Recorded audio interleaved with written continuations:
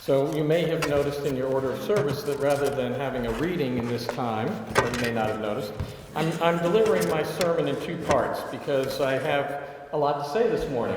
And so I thought I'd do the first part now and the second part in the usual place. And I was going to start my sermon today by announcing my resignation. Effective June 30th of 2025.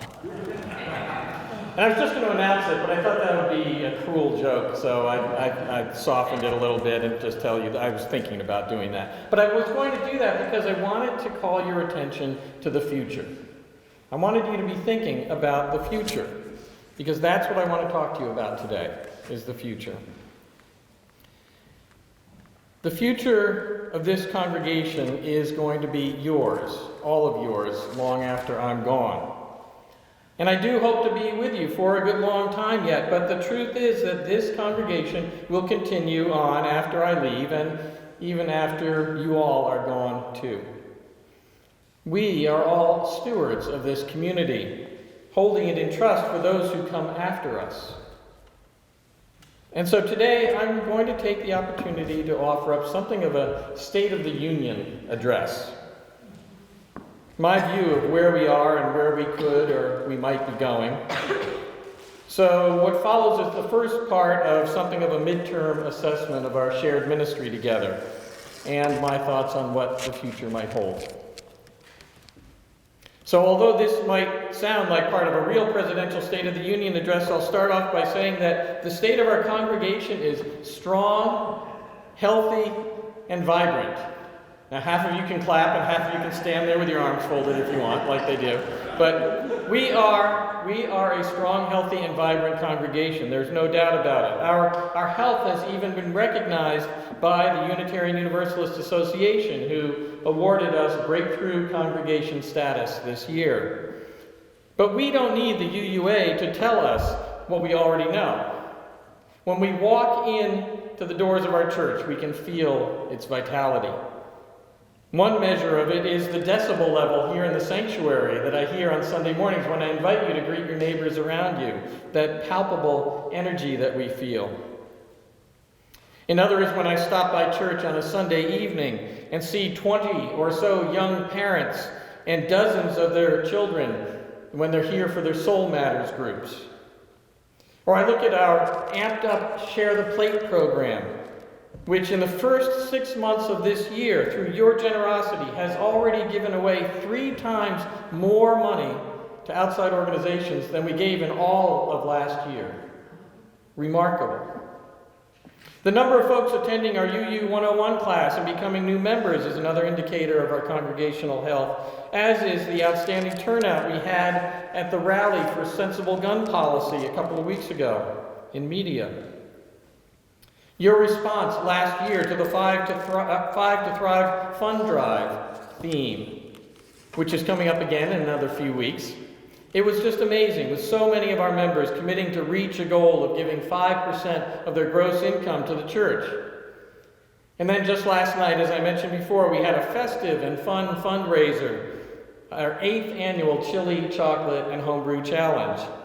And this place was crawling with members of the church and people from the outside community. So we are a vital and vibrant and healthy community. And those are just a few of the outward visible signs of our health.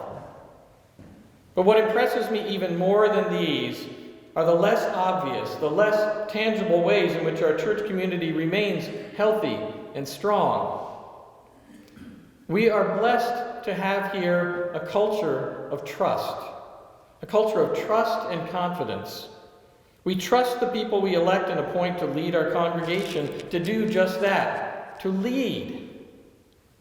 We don't have a culture where every decision is second-guessed, or where every decision has to grind through a process that gives every single person in the congregation a voice in every decision. We place our trust and our faith in our leaders, and we empower them to do their jobs. We also support innovation and risk-taking, whether it's starting a new program or dramatically shifting how we've historically done something. We're not afraid to experiment, and we're not afraid to fail. A couple of years ago, I opened up discussions with the Unitarian Universalist congregation in Westchester to see whether it made sense to merge our two congregations. There's probably very few things that are less radical than that idea. But there was no hue and cry here, no gnashing of teeth. Instead, you all kept an open mind and gave me the room to explore the possibility.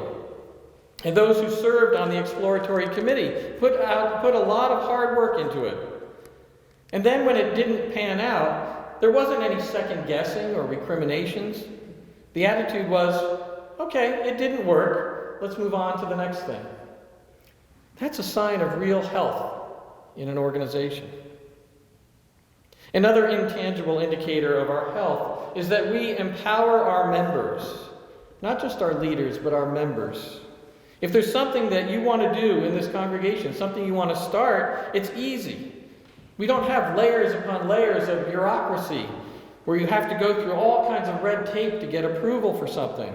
It doesn't take months of waiting around for committees and boards to meet to get something going. Every one of our members is empowered to pursue their passion, to enlist the help of others, and to do what they can to support and promote our values. All of you are empowered to do that.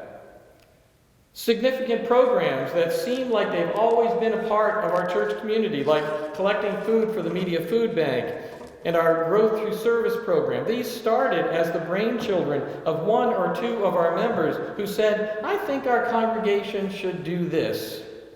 And they were told yes. They were told yes, and they were asked, how can we support you? That's a rare commodity in a lot of congregations. The last thing I'll highlight as an indicator of health in our congregation, and there are many others, but the last thing is the depth of commitment of our volunteers. Year in and year out, the volunteer hours that you all devote to this congregation is astounding, and I wish there was a way we could capture that and quantify that. Did you know that it takes nearly 70 volunteers every year to run our religious education programming for our children, adults, and youth? 70. And people show up to do that week in and week out. Some of our religious education teachers have been volunteering for a decade or more. Or look what it takes to put on one of our concerts to benefit the NAACP Scholarship Fund or the Media Food Bank. The hours and hours of practice, the publicity, the setup, the breakdown, the performance itself. Or the miracle of last night's chili chocolate challenge that I mentioned, started by a group of 3 women in the church who have recruited a team and kept it going for 8 years now, and they announced the date of the 9th annual next year. And then there's the all-church auction, which requires a small army of volunteers, or just the simple act of providing coffee during coffee hour every Sunday morning. There are times when I'm here late at night in a meeting of a committee or a team, or I'm at a UU Plan event, the Pennsylvania Legislative Advocacy Network with a bunch of people from the church, or a district conference. And I'm there because it's my job. You all pay me to be there. But I look around and I see so many others from this church who are there because they're committed volunteers. All of you who show up and stay late and do the setup and do the cleanup. You do it simply because you love our church and you love our faith. Our committed volunteers are such a strength for us. So I'm spending a bit of time reminding us how healthy we are for 2 reasons this morning. First, because we should celebrate it every chance we get. We should celebrate it. Because we are pretty unique among Unitarian Universalist congregations and maybe churches in general. I'm not overstating it to tell you that this congregation is the envy of many of my colleagues. They see what we're doing here and wish they were here too. And I'm telling you this also because our well-being, our health, our vitality is money in the bank. It's money in the bank. It's capital that we can use to invest in our future. There are so many congregations that are struggling to keep their heads above water, so many dealing with internal conflict and strife, so many with ministries that are challenged or ending. All things that keep a congregation stuck. And we are blessed to have none of that here.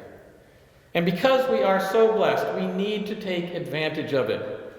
It would be a shame to squander the abundance of riches that our congregation enjoys. And so, in the second part of my sermon, I'll talk to you about what I see as one possible future for this congregation in the next 10 years or so.